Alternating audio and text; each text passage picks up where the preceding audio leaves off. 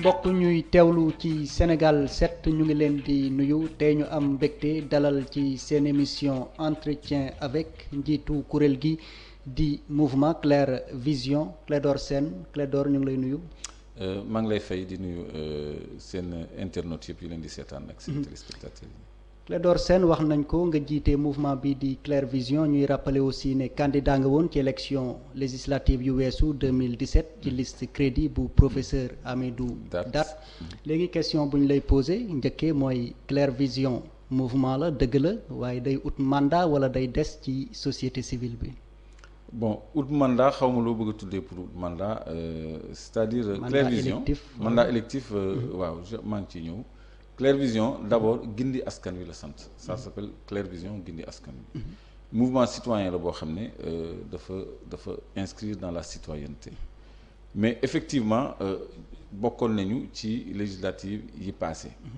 parce que noonu la ñu mën a exercer suñu citoyenneté parce que débat public bi ak vie publique bi mënuñu ko bàyyi kese ak politiciens classiques yi wala ak parti politique classique yi parce que sénégalais bu nekk dafa war a def loxoom ci liy soppi réew mi te assemblée penc la boo xam ne mën nañ fa soppi lu bëri parce que nit ñi dafa dama foog ni dañu dese xam rôle lu député gis ngeen ñun dañuy communiquer lu bëri ci transparence ak bonne gestion ci ressources naturelles yi te doon na gën a yomb ci ñun ñu mën a interpeller directement le ministre concerné à l'Assemblée nationale doon na gën a yomb ci ñun ñu am laissez-passer permanent bi ñu jox député yi nga xam ne mën nga accéder au site minier ak tous les sites yëpp ñoo xam ne dafa laaj contrôle bu ñu bañee sax am nga pouvoir requérir la force publique mën nga commanditelu ay experts ñu defal la enquête nga déposer comme ubbi commission d'enquête parlementaire mën nga def ay amendement ci ay lois yi ñu naan ay ñun suñu alal 90% yi la tubaab bi am ñun 10% donc député li mu mën a def dafa bëri du rek session nga ñëw tàccu voter budget loolu du rôle député donc ñun effectivement bëgg nañu teew ci penc bi ñuy décider parce que ñun wóor nañu ni ministre bu jàkkaarloog ñun di ñu wax lu leer parce que li nga yor ci dossier ñun du ñu ump. waaye aussi dem assemblée nationale dafa am peut-être lu ma wëndu boo doonul majorité aussi pour nga dugal yenn enquête parlementaire yeeg yi ni mel aussi day xaw a jafe. waaw mais même bu dee benn nit la. gis nga fi mu nekk nii. opposition bi ak pouvoir. ñu ngi ci ay négociations autour du processus électoral. parce que ni ñuy falee député ak élus locaux liñ ci njëkk a war a soppi mooy mode de scrutin bi scrutin majoritaire maanaam raw gàddu lu antidémocratique la boo mënul def proportionnel intégral sax nga def li ëpp proportionnel nga xam ni ki nga xam ni moom mooy falu. goxam moo koy fal et non liste nationale boo xam ni parteem wala kilifaam moo ko fay teg ba nga xam ni daf koy redevable naan ay man député diw laa man kii moom fi teg kii moom fi teg donc loolu lu ñu war a seetaat la loolu bu ñu ko seetee rek assemblée am une représentativité réelle nga xam ni société civile bi da ciy dugg en masse parti politique yu bees yi force politique vierge yi mooy ñu musul exercer pouvoir daal di ci gën a am seen place bu ko defee même bu ñu amul majorité sax ñu am minorité de blocage am ay groupe parlementaire nekk ci ay commission exercer suñu rôle contrepoids ak contrôle de l'exécutif. waaye kon mën nañu xaar Clédor Sène mu samp ndëndëm ci élection législative 2022 mën nañ ko xaar. incha allah certainement bu ñu fi yàlla bàyyee. léegi ñu wax aussi ci coowum Petro-Tim bi doyen des juges déglu woon na la ay bés bi ñu génn yow ak ñeneen audition yooyu nan lay demee. audition yi comme ni mu demee woon dikk rek la demeewaat parce que daanaka presque lañ ma laajoon rek lañ ñu laajaat donc du woon lu jafe du woon lu bees tamit donc noonu la audition yi demee ñuy am yaakaar rek ni du fi yem te je crois que procédure bi war nañ ko topp ba mu sës ba mu mujj ci procès maanaam tolluwuñu Sénégal ci dossier Petro-Tim fu ñu toppee x daal parce que x déterminé nañ ko parce que dafa am ay tur yu ñu lim ñun ay dénonceurs lañu dañu dénoncer dañu lim président de la République lim Aliou Sall lim Aly Ngouille Ndiaye lim Franck Timis ak ñeneen ñoo xam ne seen tur dañ ko fësal te tudd ñu leen ngir tooñ leen wala tudd ñu leen ngir adversité politique parce que Macky Sall dafa signé ay décret yoo xam ne IGE suñu corps de contrôle nee na ko annuler décret yi baaxul décret yooyu bénéficier rakkam bu nekk ci benn co-entreprise boo xam ni Frank Timis ak moom ñoo ci nekk lu tax ñu tudd ci rakkam Aliou Sall mais c'est parce que moom dafa créer benn société anonyme unipersonnelle société boo xam ne benn nit moo ci nekk muy Aliou Sall muy Petrotim Sénégal ñu reversé société boobu 90% d'actifs ñaari blogu Kayar ak Saint-Louis donc loolu moo ci dugal Aliou Sall du yebeel moo tax ñu koy tudd wala li mu nekk rakku président moo tax mais loolu tam am na ci parce que bu nekk loon rakku président du nekk ci position boobu loolu moo indi problème mu Petrotim surtout que anam ñooñu ko joxee dafa jalgati suñu code pétrolier ci fànn yu bëree bëri ba IGE ni nañu annuler purement et simplement licence bi mais bi IGE recommandé loolu IGE plutôt mais président Macky Sall dafa signé yeneen ñaari décret yooyu kenn du ko wax en 2013 1154 ak 1155 yokk période initiale de recherche bi parce que boobu ñoom amaguñu woon client jaayaguñu woon Cosmos te bu ñu amee 2 ans te réalisé wuñu seen engagement yi ñu chartonteel nguur gi dañuy am pénalité wala ñu retirer licence bi président Macky Sall yokkal leen booba xamoon na ne rakkam mu ngi ci biir donc 4 décrets moo ko lëkkale ak rakkam donc ñooñu la ñuy tudd ci enquête bi donc du question adversité politique comme ni ma ko wax alalu Sénégal la boo xam ne dafa bëri te waruñu ko bàyyi ci loxo benn nit ak ay tubaabam ci loxo famille présidentielle ak ay tubaabam parce que comme ni mu ko doon waxee pétrole ak gaz production quotidienne la chaque jour dañu ni nangami baril par jour wala nangami mètre cube par jour loolu ab lëbëj mën na ci am mën nañ cee lekk xaalis ay milliards ñoo xam dañuy topp ñoo xam dañuy baale ñoo xam dañ koy lijjanti mais li nga xam ni mooy génnee xaalis bi chaque jour blogu Saint-Louis 14,5 millions mètres cubes de gaz moo fay ball loolu bu fekkoon ni dañ cee sàcc dara xaalis la mën nañ ko lijjanti mais bu fekkee ni robinet boobu nga xam ne mooy génnee loolu bés bu ne 14 millions bés bu ne 14 millions de mètres cubes ñu teg ko ci loxo Aliou Sall ak Frank Timis ñoom ñu jaay ko ay nit ñoo xam ne kenn xamul ci yan anam lañ ko jëndanteeg jaayante loolu Sénégal du ko nangu loolu rek moo tax ñu sonn ci suñu alal bu bëri la exploitable pendant 270 ans loolu mooy problème bi bu doon ay milliards lañ ci lekk loolu amul problème mais li nga xam ne moo ñu indil chaque jour xaalis fii ba 270 ans ñun ñu war ci am 10% la ca des rakku président ak tubaabam jaay ko ci ñeenti décret yoo xam ni président Macky Sall moo leen ko xaatimal ci lu dëppoowul ak suñu ay charte maanaam code pétrolier loolu lu ñu war a lijjanti la ba mu leer. waaye aussi boo ne 14 millions de mètres cubes dara ballagul dañ koy reconnaître d'abord thèse boobu d'habitude dañ leen di opposer mooy pétrole génnagul gaz génnagul ngeen amee wax ji te aussi ma souligner aussi ne Aliou Sall le 25 novembre bii di ñëw maanaam altine normalement ci la ko doyen des juges war a déglu peut-être lu symbolique ni nga xam ne ni day firndeel rek bonne volonté justice bu Sénégal ngir dem ba jeex ci mbir moomu. waaw ñaari question nga posé ma commencé ci bu njëkk bi parce que ñun def naa dañoo yëpp parce que dañu boyal ci suñu nopp bi toq pétrole génnul toq gaz génnagul donc on doit même pas en parler pourquoi en parler dafa am lu ñuy wax amont pétrolier njëlbeenu bi ngay exploiter pétrole ak gaz ci la ñuy signer contrat yi affaire u 10 milliards de dollars yi BBC révélé yëpp dara génnagul mais 10 milliards de dollars mu ngi ci table bi mu ngi teg bu indi coow 10 milliards de dollars ci lan la ci gaz boobu la gaz bi génnagul boobu ci la ñu am ay royalties ci la ñu signé ay contrat de redevance loolu la ñuy wax amont pétrolier xaalis bu bëri da ciy génn te ci la Sénégal war a positionné wu pour xam lan lay am ci alalam bu fekkee ni ci stade boobu la ñu jël suñu 10% séddoo ko ak Mauritanie jël la ca des jox ko Frank Timis ak Aliou Sall ñu jaay ko mais du ma nangu ñu may wax dañu war a noppi ba ñu commencé produire gaz bi ñu doog ko lijjanti c'est de l'irresponsabilité et puis loolu manque de respect opinion publique bi la parce que ñi koy wax en général di ko véhiculer ba journalistes itam di ko relayer mooy ñi nekk ci nguur gi ñoom bu doon seen sago ñëpp ni tekk seen seul alibi mooy pétrole génnagul gaz génnagul et encore c'est pas tout à fait vrai parce que dafa am lu ñuy wax ay puits d'évaluation appraisal wells puits yooyu dafay productif donc ñu ngi génnee pétrole ak gaz ci géeju Sénégal ak jéeri Sénégal Gajaga fii wane woon naa gaz bi fii génn blogu Saint-Louis naka la ñu xamee ni 14 millions de mètres cubes la ñuy génne dafa am ay puits d'évaluation yoo xam ni loolu lay ball mais duñ ko considérer comme production commerciale dañ koy considérer comme production d'évaluation loolu sax leneen lu ñu war a lijjanti blocu Sangomar pétrole bi noonu la fay génnee 90 000 barils yoo xam ni production d'évaluation lañ ko considérer ba 2022 ñu doog a commencer exploiter donc pour man l'extraction de l'hydrocarbure en tête de puits mooy exploitation nga tuddee ko évaluation ak neneen pétrole be gaz bi ñu ngi koy exploiter mais loolu waruñu tënk ci débat boo xam ne dañu war a xaar ba ñu ubbi la phase officielle de production ñu doog a lijjanti suñu alal parce que mu ngi dem ci yeneen loxo donc kooku mooy sa premier pàccu question bi ñaareeli pàcc bi moo doon lanati sax encore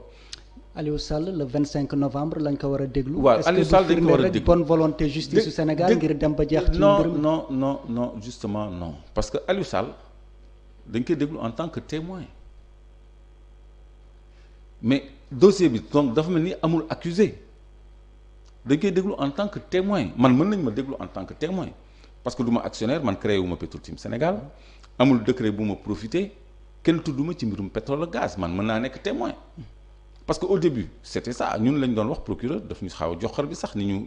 nekk ci médias yi di wax dem leen dig ngeen indi seen preuve def naa man maa ci jiitu woon loolu def nañ ko loolu moo waral aussi ñu dem ba bureau doyen des juges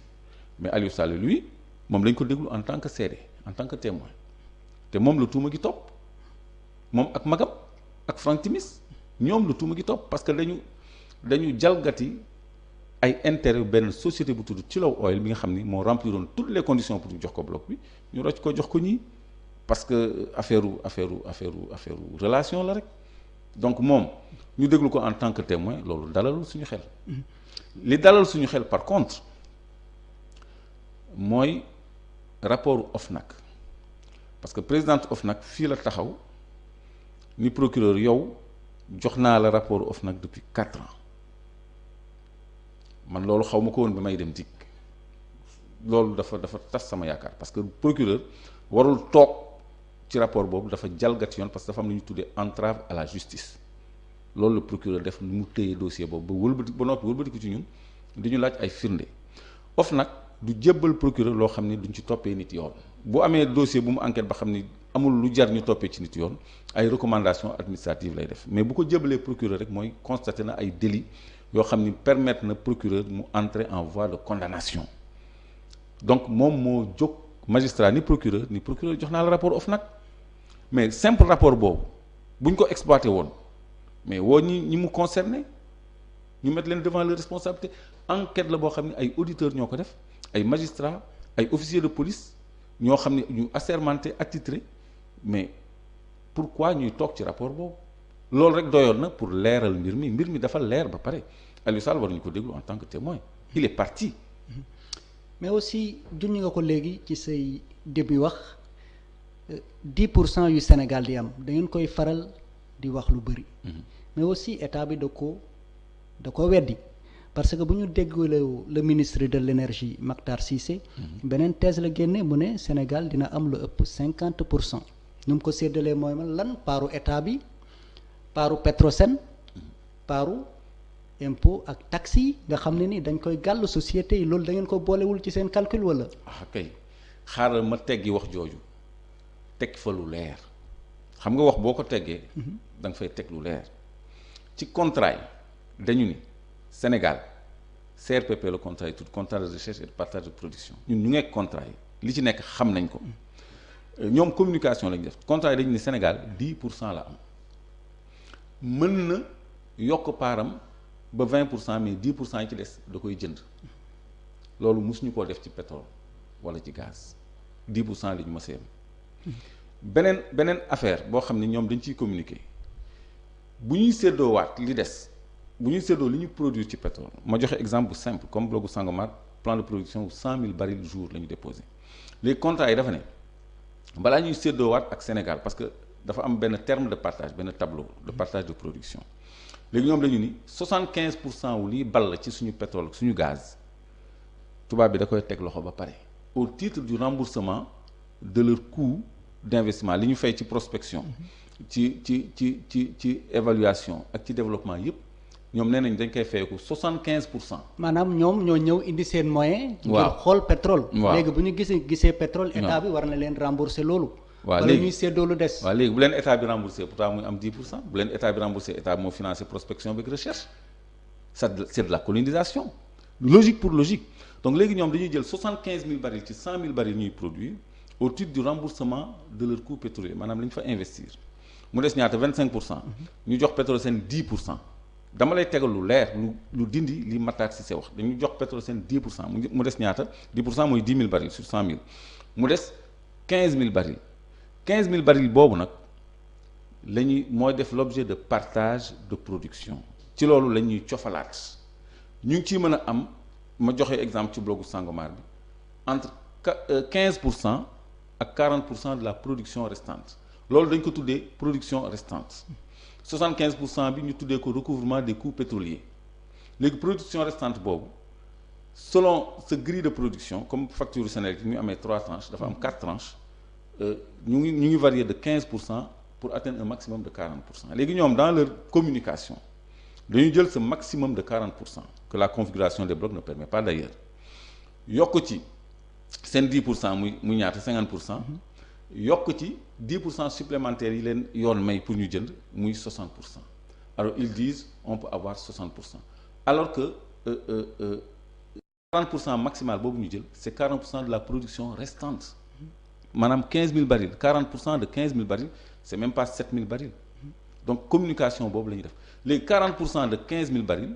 la ñuy boole ak 10% de 100 000 barils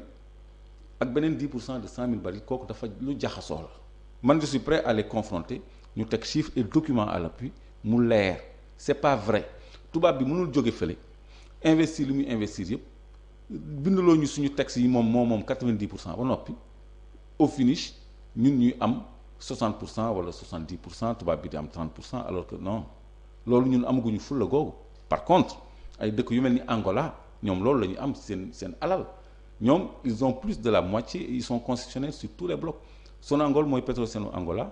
moom moo contrôler blocu pétrole yi nekk Angola yépp actionnaire principal majoritaire la ci total 50% la am foofu te dans la distribution dafa wàcc 10% pour ñu bind rek total ci enseigne station d'essence yi nekk Angola yépp ñoom ñoo gérer seen distribution fii Petrosen amul benn station d'essence booy gis Petrosen ay privé sax di nga leen gis ñu góorgóorlu taxawal station d'essence mais une société nationale du pétrole du Sénégal mënul sax nekk dans la distribution yow ci prospection yi rek ngay am di am ay weccit ak ay scandale moo am foofu Petrosen. impôt et taxe. impôt et taxe tamit très bien c'est une partie de ta question impôt et taxe yoon dafa ne code pétrolier bi ak code minier bi yëpp d'ailleurs dafa ne taxe dañ la koy exonérer dañ la koy baal pendant 15 ans ñoom impôt et taxe yi ñuy wax 15 ans après lañ koy recouvrer parce que ci contrat yi sax dafa am clause de stabilité bu ni kenn mënul yokk lépp li nga xam ni yoon teggil na ko contractant bi maanaam foofu impôt la ñuy wax kenn mënul la wàññi tamit li nga xam ni yoon may na ko contractant bi foofu 90% bi la ñuy wax 90% kenn mënu ko wàññi mënuñu décider ni dañuy indiwaat impôt tant que année bi ñu signé maanaam 25 ans renouvelable yooyu jeexul donc 15 ans d'exonération ñoom dañ koy consommer donc ñun amuñu ci dara 10% la ñu am impôt yi c'est pas vrai y a le régime d'exonération mu ngi ci contrat yépp ba noppi mu ngi ci contrat ci code pétrolier bi ak code minier bi ñoom ñoo ko bind donc loolu nag moo tax ñun ñu bëgg un jour assemblée nationale ñu xoolaat ces dispositions là def ci ay amendements parce que ressources yi nga xam ni mooy alimenter suñu gafa bi ñu may wax budget mais ci suñu ay recettes publiques la war a jóge ci ak ci suñu ay taxes donc te loolu lenn la ci suñu alal. kon pour nga expliquer mu gën a leer entreprise yi fi ñëw dañ leen exonérer d'impôt maanaam du ñu fay impôt ci diir. du ñu fay TVA. du ñu fay douane. du ñu fay sax COSEC bu ñuy importer xaalis bu ñu dugal xaalis ci dëkk bi ak bu ñuy génnee xaalis ci dëkk bi dañ leen jox liberté article 70 mën nañu importer librement tout fonds acquis ou emprunté à l'étranger xam nga loolu day dugal blanchiment article boobu day consacrer blanchiment d'argent ils peuvent exporter librement tout produit de leur exploitation sans règlement loolu la ñu bind ci suñu ay textes. maanaam mën nañu jaay. mën nañu dugal non pas jaay mën nañu dugal fii xaalis. muy devise muy xaalis bu leen neex. mën nañu fi génnee xaalis ci lu dul am benn problème. ni compte loolu déjà man tey jii su ma lëkkaloo woon ak benn Franck Timis bëgg a dugal fii ay milliards te textes yi may ko loolu ci contrat am ma am sama benn banque xam nga mais dafay jaar BDK lan la Banque de Dakar. kan moo ko moom Franck Timis Aliou Sall il est dans le conseil d'administration et ils ont ces dispositions spéciales là dans leur contrat mais loolu la ñu war a dindi ci dëkk bi. Sénégal dafa war a jëriñu ci alalam. loolu rek moo tax ñuy sonn du pour ñun. bu ñu leen déggee seeni wax aussi Sénégal lu mu perte ci pétrole bi ak gaz bi aussi bëri na mais léegi yow loolu noonu alal jooju Sénégal perte mën nañ ko dabu bu dee waaw nan lañ ko mën a dabu. Question boobu nag moom la Sénégal yépp di posé wu lu ñu mën a dabu la bu baax a baax surtout ci affaire Petro-Tim bi nga xam ne. IGE nee na anam bañ ko joxee baaxul président de la République say décret baaxul gis nga boo gisee ñoom bëgguñu gis rapport IGE bi parce que c'est la première fois nguur santaane ñu saytu ko saytu bi dal ci kaw président de la République parce que proposition numéro 2 bi teggin moo tax sax ñu tuddee ko proposition au lieu de recommandation mooy nga annuler président licence u Saint-Louis ak Kayar mais recommandation boobu parce que nee nañu dafa jalgati code pétrolier mooy article 8 bi nga xam ne léegi ñëpp mokkal nañ ko recommandation boobu kese bu ñu ko appliqué suñu alal dellu suñu gafa parce que fi mu nekk nii gars yi ñoom ñëpp ñu ngi rocceeku di jaay ci suuf ay actifs parce que xam nañ ni affaire bi jaarul yoon kon loolu mën nañ ko récupérer bloc boobu mais également yeneen bloc yi ñu joxee ci yaama neex yëpp Sénégal mën na ko récupérer yi jalgati yoon yëpp mën nañ ko récupérer yi nga xam ne nag sàmmonte nañoo ak yoon te nekkuñu ci intérêt Sénégal mën nañ ko renégocier ci ñaari anam bu nguur gu bees amee wala bu askan bi taxawee tem parce que loolu amoon na Niger dama koy fàttali tout le temps askan bi dafa taxaw parce que ñoom 5% lañ doon am ci seen uranium 5,5% mais bi ñu jëngoo Sarkozy dafa ñëw foofu nangul leen 12% te suñu bëggoon lu ko ëpp doon nañ ko am kooku muy pression populaire benn moyen changement de régime beneen moyen ci clause yi nga xam ne ñoom la ñu chartoon teg clause de stabilité bi ma doon wax ni kenn mënul soppi contrat beeg yooyu yëpp dañ ci yokk lu dul ñaari parties yi déggoo ci maanaam nguur gi ak tubaab bi déggoo ci ñoom ñaar bu ñu ci déggoowee mën nañu soppi contrat yi mel ni jox exemple ay contrat yi nga xam ni quand même ay licence Kumba South gis nga moom lañ joxoon fer bi dañ ko retiré jox ko ArcelorMittal gannaaw gi ñu jëlee ko ci ArcelorMittal léegi ñu ngi wut ku ñu ko jox yaa ngi dégg social yi di ci intéressé ci waxaale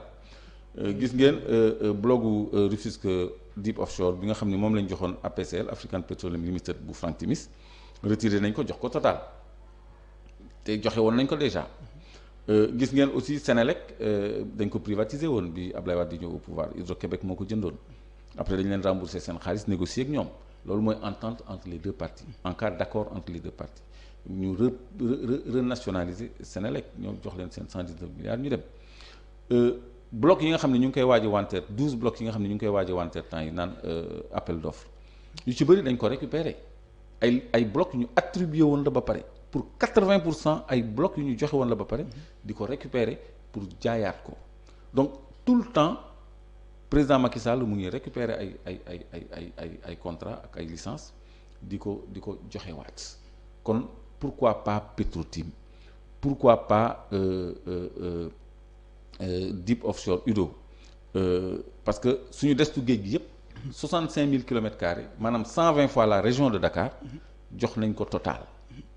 ci deuxième licence bu ñu ko jox ci pétrole bi jox nañ ko deuxième licence boo xam ne kenn lu ci wax la ñu dese ci géej yëpp te nappe pétrolifère la jox nañ ko Total léegi keneen ku bëgg a pétrole Sénégal bu nekk biir géej Total moo lay daggal jaay comme ni mu jaayee Petronas 30% 2 mois seulement après ñu signal ko Deep Offshore Rufisque donc loolu moom mooy li nga xam ne dafa war a changer. renégocier contrat yi aussi am ñu ci am gis-gis yu wuute. ku ci mel ni le président Ousmane Sonko. moom loolu la proposé woon. bu ñëwee day renégocier contrat yi. mais aussi am na ay experts yi nga xam ne nii nee nañ lu jafe la parce que dafa laaj ay arbitrage yi nga xam ne nii dafa cher trop te aussi est-ce que amul ay pàcc yu ñu mën a négocier yu ñu mën a renégocier ak yoo xam ne nii mënuñu ko laal par exemple boo xoolee œuvre Fary Ndao bi j'espère bien que lire nga ko. non. Bon. Demeurent négociables les frais d'appui à la formation et à la promotion, les redevances superficielles, les bonus de signature négociés au cas par cas ou encore les travaux de responsabilité sociétale des entreprises. Fary Ndao géologue. nan la yooyu mën nañ ko négocier yooyu lañ mën a négocier demeure négociable. demeure négociable. léegi ma indi la ci clause de stabilité parce que làkkal ma tuuti français parce que ci laa ko mën a génne. dañu ni contrat yëpp dafa am benn disposition bu ñuy wax article 32. contrat de recherche et partage de production dafa ne il ne pourra être fait application aux contractants d'aucune mesure ayant pour effet d'aggraver directement ou par voie de conséquence les charges et obligations découlant du code pétrolier bu dee pétrole la ou du code minier bu dee mine la tel et du code général des impôts tels que ces régimes sont définis dans les lois et règlements en vigueur à la date de signature du contrat ñu tëjee ko sauf en cas d'accord entre les deux parties maanaam kenn mënul teg contractant bi ki am licence bi lenn loo xam ni day wàññi li ko code pétrolier bi may wala code minier bi may wala lenn luy yokk li ko suñu code général des impôts teggil bu fekkee ni code minier bi ak code général des impôts bi ca moment ba ñuy signer contrat bi looloo ca ne lu dul ñaari parties yi déggoo ci kon foofu laa sukkandiku ñaari parties yi bu ñu déggoo ci négociation tout est renégociable lu figé amul parce que clause de stabilité bi loolu fin boobu mooy brèche bi sauf en cas d'accord entre les deux parties mooy brèche bi kooku muy benn ñaareel bi am na contrat yoo xam ne dafa contrevenir à la loi code pétrolier xam lan la wax bu fekkee ni contrat dafa jalgati code pétrolier bi contrat bi dañ koy annuler kooku muy benn duñ fa yem mais Sénégal day exercer li ñuy wax droit de reprise maanaam bu fekkoon ni société boobu nga xam ne bi ñu koy jox dafa jalgati code pétrolier dafa installé woon ay plateforme wala mu def ay travaux de forage ak yooyu wala mu def ay installation loolu yëpp day na nekk moomeelu Sénégal loolu mooy droit de reprise loolu mu ngi ci suñu code pétrolier kon bëgg naa aussi ñu parfois ñuy vulgariser texte yi parce que ñun mën nañu am suñu opinion ni lii ak lii c'est renégociable parce que xëy na loolu la ñu gëm loolu la ñu xalaat mais texte yi dafa bind lu leer tam loolu moo gën a wér loolu mooy lu mënul dañ loo xam ne mën nañ ci sukkandiku su lu woon loolu kon kenn du fi renégocier benn contrat kooku muy benn léegi bu fekkee ni contrat Sénégal daf ko annuler ci lu jaarul yoon xam nga Sénégal dëkk la Sénégal kenn mënu ko tëj kaso lu ñu koy def condamnation pécuniaire xaalis lañ koy daan mais xaalis boobu ñu koy daan beneen entreprise bi nga xam ne mu ngi jonkan di xaar contrat boobu moo koy fay du Sénégal moo koy fay te xaalis ci ressource minière boo xam ne da nga koy exploiter pendant 200 ans nga génne ci ay milliards du dara xoolal Kumbari South Seas 5 milliards de dollars lañ ko daanoon muy 2500 milliards entreprise ndegam entreprise moo mën a wàccoog loolu asma ak état du Sénégal Ablaye Wade bi mu rompre contrat ak Kumbari South ay 100 et quelques milliards la ñu daan pénalité 100 et quelques milliards la ñu daan pénalité donc loolu luy am tout le temps la il n'est pas établi wérul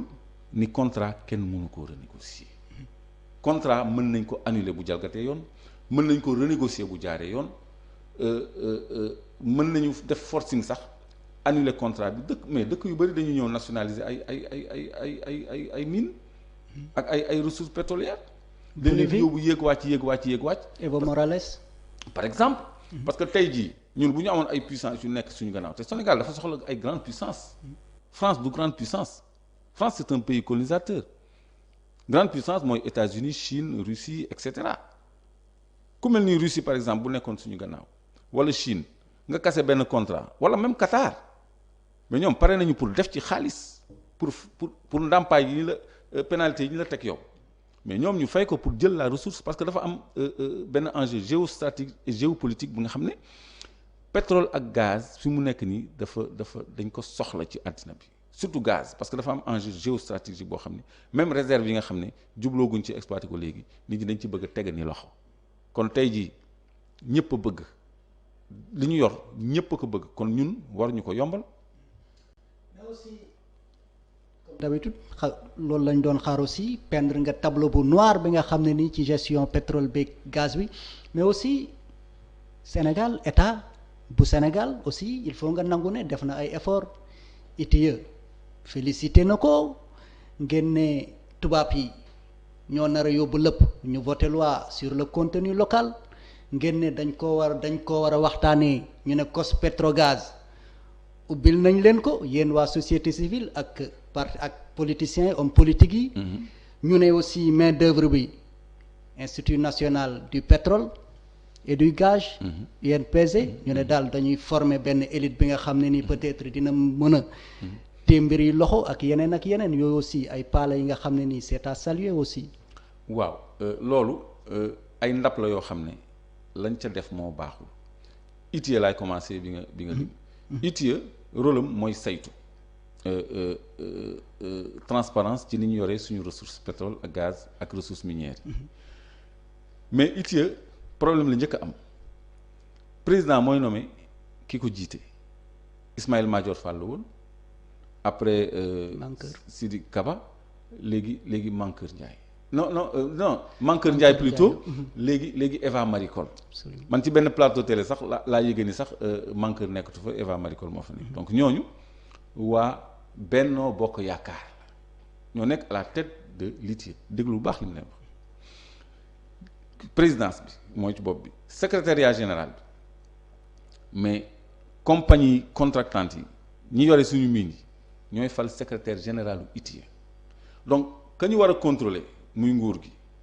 ak keneen ka ñu war a contrôler muy compagnie yi exploité kii moo nekk présidence kii nekk secrétariat général loolu mooy ITIE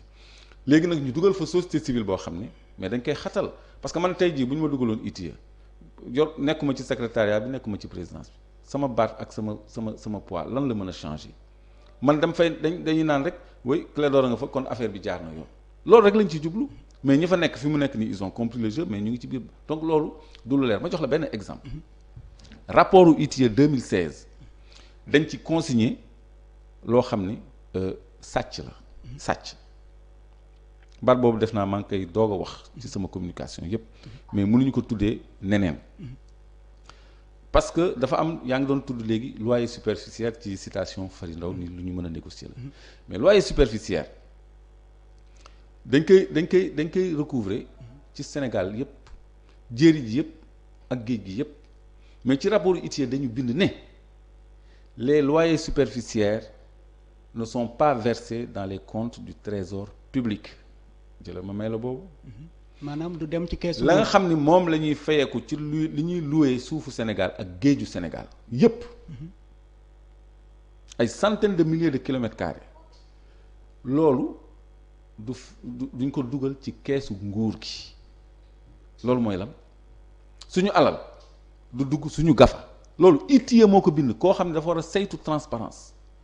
léegi alal boobu xam nga fu muy dem ci ay compte Petrosen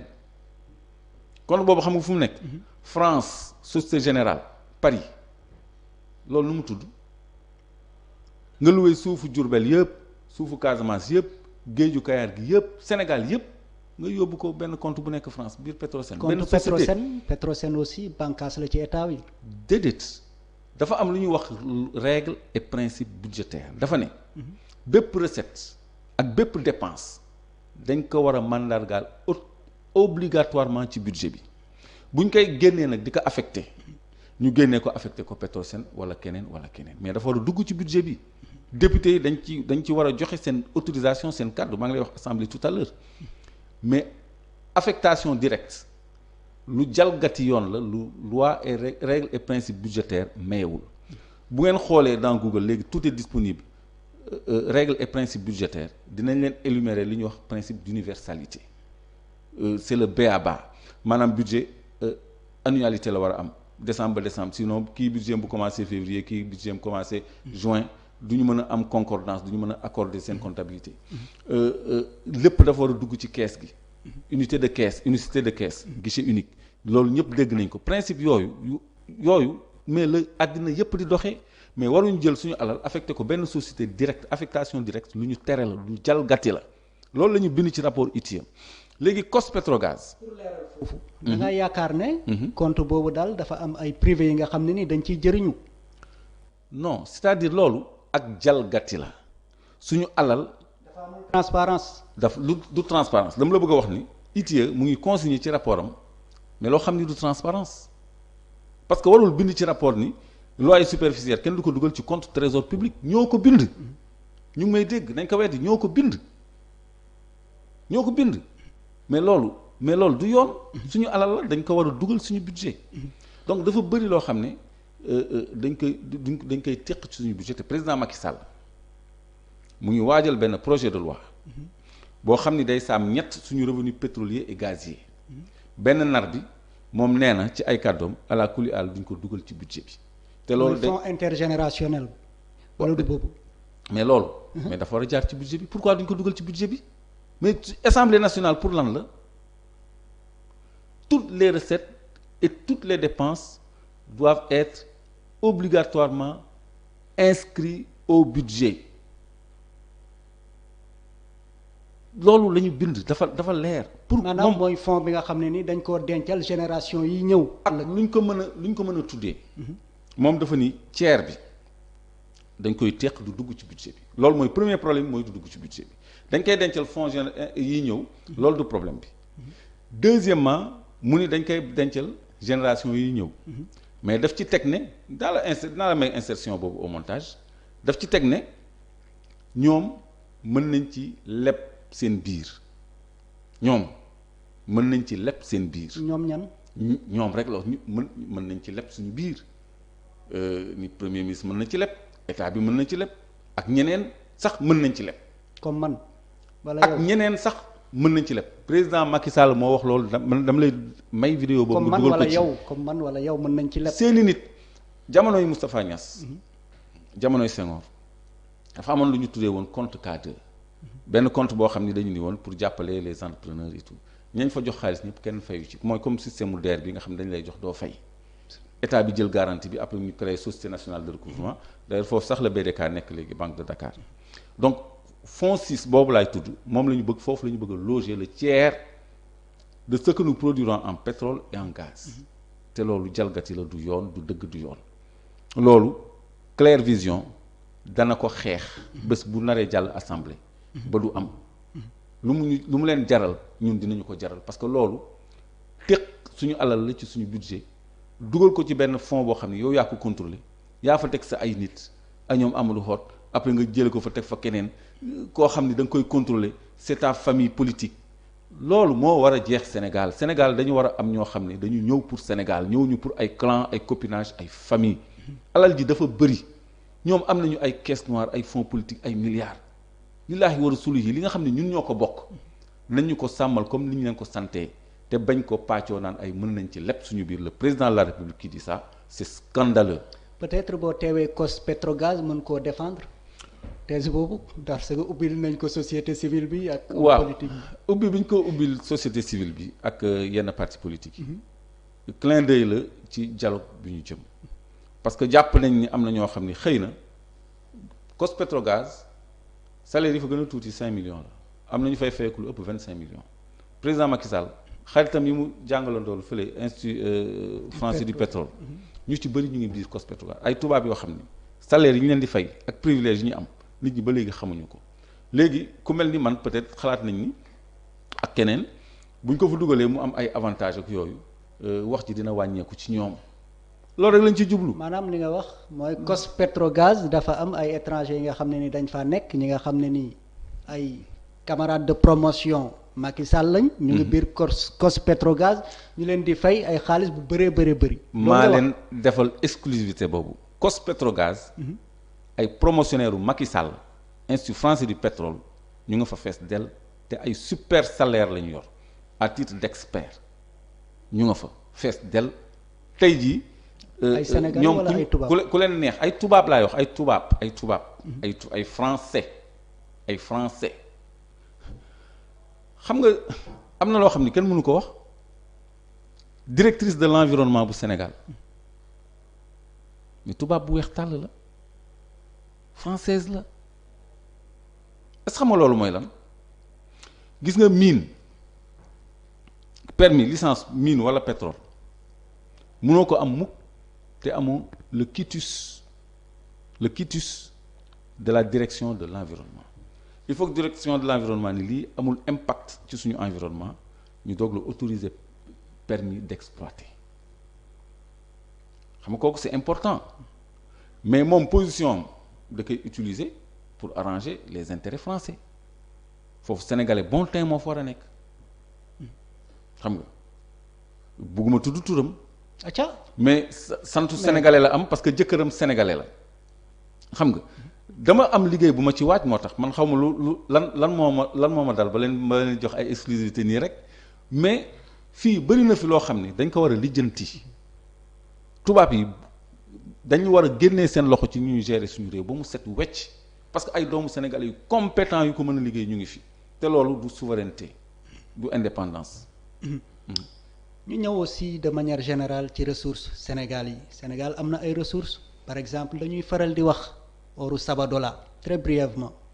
xam nga Sabadola ñu ne aussi Sénégal du ci gis dara loolu lu tegu la wala. mais comme ci lépp ñun dañu 10% la ñu am mais 10% yi am. mais ñun gisuñu ko sax xoolal. par exemple ci recherche yu ma def en 2017 ñu ngi produire 233 000 onces d'or ci valeur u 170 milliards et quelques. ñu jaay bitim réew 231 000 onces. valeur bi 168 milliards et quelques. mais aussi dafa am benn différence bu ma ci noté bu 1 milliard xaw ma fu ma dugg aussi. waaw léegi xam nga once 30 grammes la à peu près. 31 grammes quoi. waaw. Mais multiplié par 30 moo gën a yomb multiplié par 31. pour nga xam poids bi. waaw. C'est environ 5 tonnes. la ñu déclaré ni moom la ñuy produire par an kooku benn producteur la. waaw. Mooy Oromine Joint Venture Group. bi nekk wala SGO. Sabadola Gold Operation bi nekk Sénégal oriental. Tamba. Kédougou donc kooku benn entreprise la. du production Sénégal yëpp. parce que Massawa am na benn mine d'or bu fa nekk. te nit ñi Sabadola la ñu dégg. Massawa mais Massawa Kédougou la nekk. Kédougou Massawa Kédougou la nekk li fa nekk ci or sax nekkul Sabadola. Mako. or bu bëri moo fa nekk. Mako or bu bëri moo fa nekk. jàppal benn dëkk bu ñuy wax Masato am na fa benn gisement boo xam ne li fa nekk ci or daf leen yëmbal dañoo tëj mine bi garder ko réserve parce que foofu doo soxla sax blast doo soxla dynamité pour jot minerai bi da ngay wax yi rek jot ko dañ ko tëj fi mu nekk nii mine boobu ci la ñu sukkandiku pour ubbi mine d'or bi nekk Burkina Faso même ingénieur sénégalais yi nekk ci Oromine Joint Venture Group ñoom ñoo nekk ci minu suñu ay géologue ñoo nekk Burkina di fa exploiter une très grande mine d'or te fii lañ ko liggéeyee Sénégal ci suñu alal Massawa bi may wax ay canadiens ñoo ko jënd Barrick Gold jënd beneen compagnie sud-africaine le premier sud-africain la première compagnie sud-africaine ci or Randgold Barrick Gold dafa ñëw jënd ko jëndaale licence bi Barrick Gold ci ñi fi njëkk a ñëw ci or lañu bokk mais kenn du leen dégg mais ñoom ay canadiens ñu ngi jaay mine bi actuellement ni client lañ ci wut te président Macky Sall moo leen koy yombalal te ñoom ñoo ko bind seen directeur moo ko wax ñu ne ñun ñu ngi jaay miinu Massawa ci ndimbalu président Macky Sall ci ndimbal moom mu ngi leen di dimbali pour ñu jaay suñu ay mine 90% d'actifs ñu fa am ñun lan la ñuy jënd ñun suñu budgétier duñu leen wax ñu jënd suñu homme d'affaires duñu leen positionné état bi du yokk ay actifs am pourquoi muy seetaan loolu boo demee Mako gisement or la tamit ci or bi rek la ñu nekk de am na dëkk bu ñuy wax Tomboronkoto à l'entrée de Kédougou réserve 500 000 onces moo fa nekk donc loolu ñu ngi ko jox benn malien boo xam ni prête-nom la parce que am na ñu bëggoon permis boobu ñun leen fii dañu ni bu ko kenn joxe autorité bi moo ni fii bu ko kenn joxe mujj gi te am na ay sénégalais yu ko bëggoon ah mujj gi ñu jox ko malien boobu te malien yi ñoo nekk Mako benn gisement bu mag prête-nom lañ fa tamit. même damay bañ a personnaliser débat bi ba noppi man aussi dama am liggéey boo xam ne aussi bëgg naa ci am primeur ci sama site sama chaîne YouTube Clair Vision bëgguma li ma yor yëpp xajul ci benn émission mais juste pour ngeen comprendre li may wax lu firndewu la parce que en public laay wax yu précis laay wax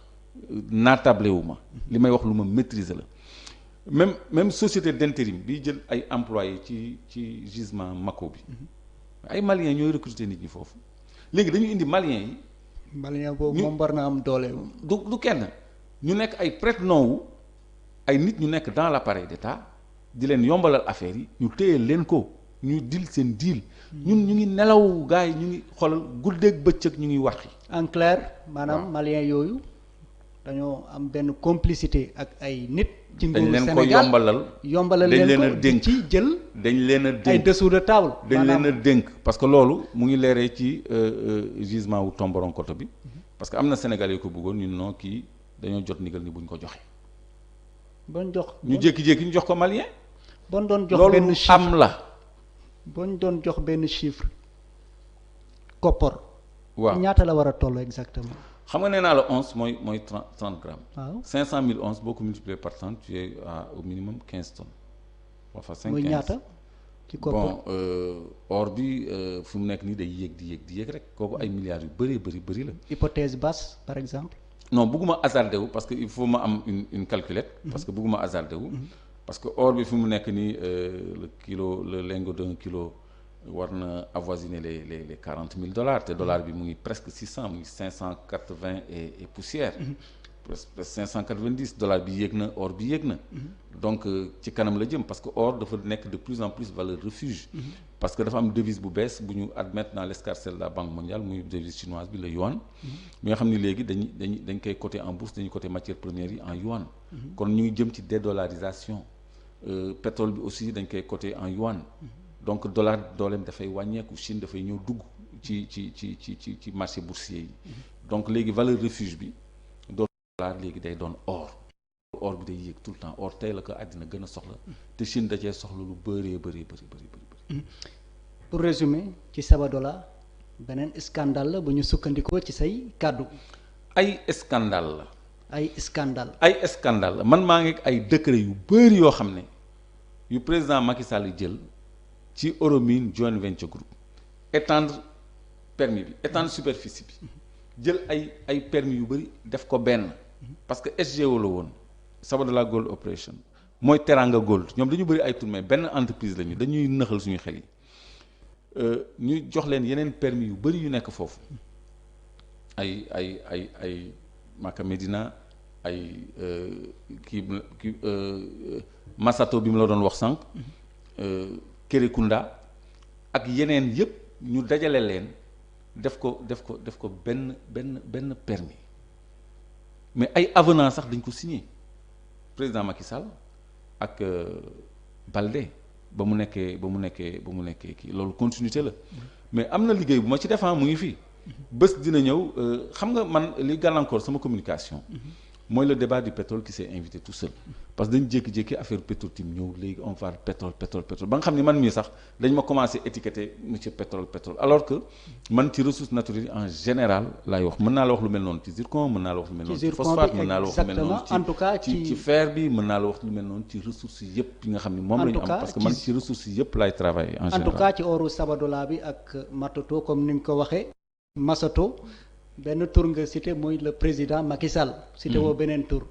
mais aussi ñu ñëw ci zircon. may ma li tax ma signé ma cité président Macky Sall. moom mooy signé décret yi. Aly Ngouille Ndiaye ba mu nekkee ministre des mines. ci la ñu lijjanti yëpp. moom moo doon def rapport de présentation yi. Macky Sall Aly Ngouille maa ngi benn vidéo boo xam ni. président Macky Sall Aly Ngouille Ndiaye Ousmane Ndiaye bu COS-Petrogaz xam nga kooku moo formé Macky Sall gis nga feeru Sénégal bi Macky Sall ak Ousmane Ndiaye rôle bi ñu ci joué rôle bu rëy la te maa ngi ay vidéo privée yoo xam ni dinaa leen ko tegal Sénégal yépp xam ñoom la ñu doon dox depuis 2003 donc ñoom ñett ñooñu ak ku ñu wax Aziz Sow Abdou Aziz Sow mooy DG wu Teranga ñoom ñeent ñoo nekk ci gisement boobu lu leen intéressé la te xam nga kan mooy seen banque BDK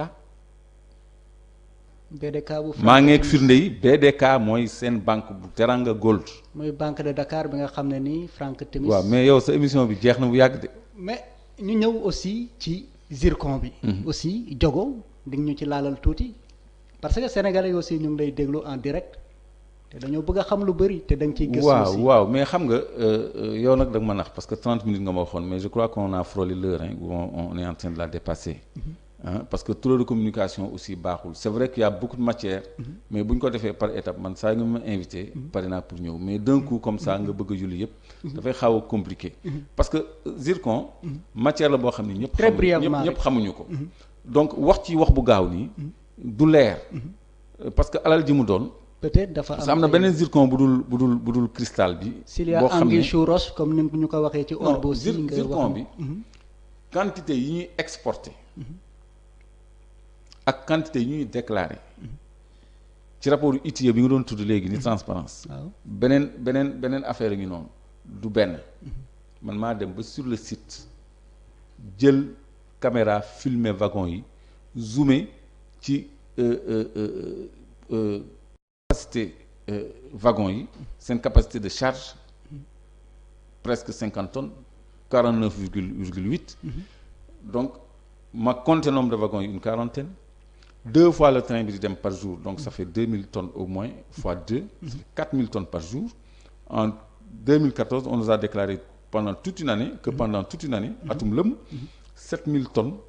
de zircon la ñu produire alors que train bi benn voyage 4000 tonnes lay yóbbu benn bés day yóbbu 4000 tonnes ñun atum lëm on a osé nous déclarer que 7000 tonnes la ñu produire kooku directeur des mines moo ko soutenir rapport ITIE confirmé ko man ma dem sur le site gis ni loolu dëppoowul ak li am li ñuy déclarer ak liy dem du benn la preuve boo xoolee zircon bi lu mu fay 2014 c'était 1 milliard 700 millions ci jamono boo xam ni ciment bi mu ngi dugal 22 milliards ciment Sococim benn cimenterie rek wax ma ñett yi benn Sococim kese 22 milliards zircon ñun 3e producteur mondial 1 milliard 700 question rapide réponse rapide affaire Bougazelli sa gis-gis sama gis-gis ñu koy jiñ ne dafa trafiquer faux billets sama gis-gis mooy jot na suñu corps de contrôle yi ak suñu force de sécurité yi ak suñu magistrature bi wax ma justice bi suñu magistrature bi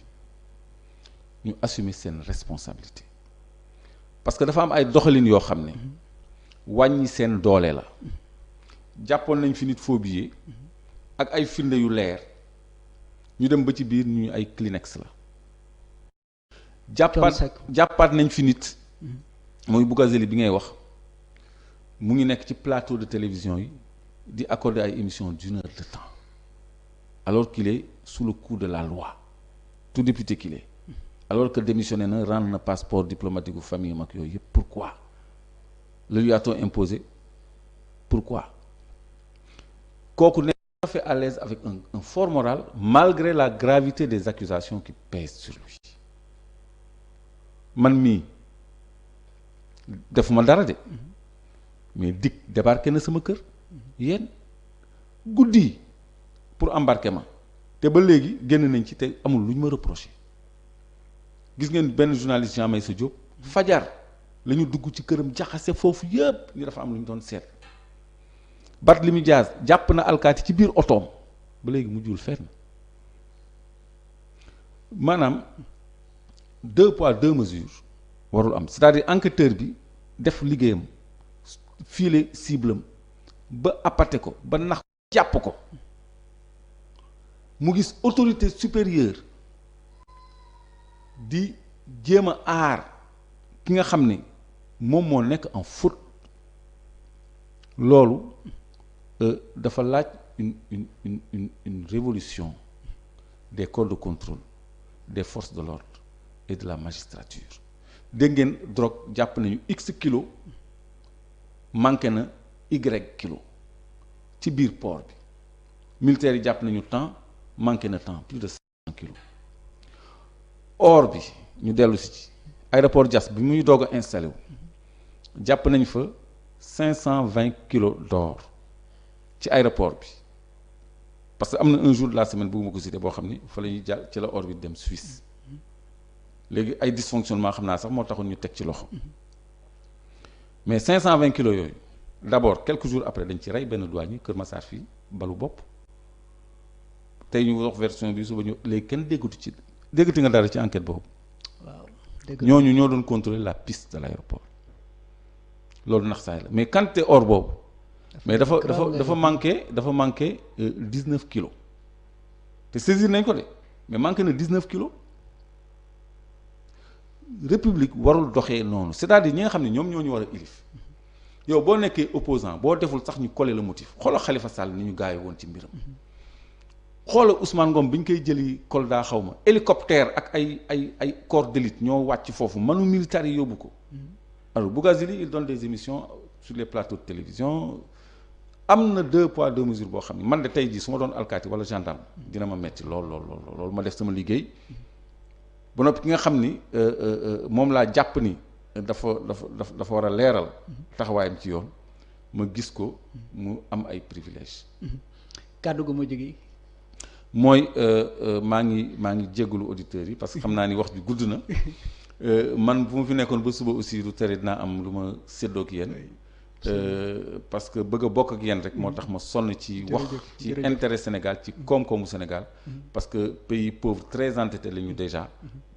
donc suñu amee lu ñu yàlla may muy suñu ressources naturelles yi war nañu fexe ba mu jëriñ ñëpp bañ a jëriñ benn clan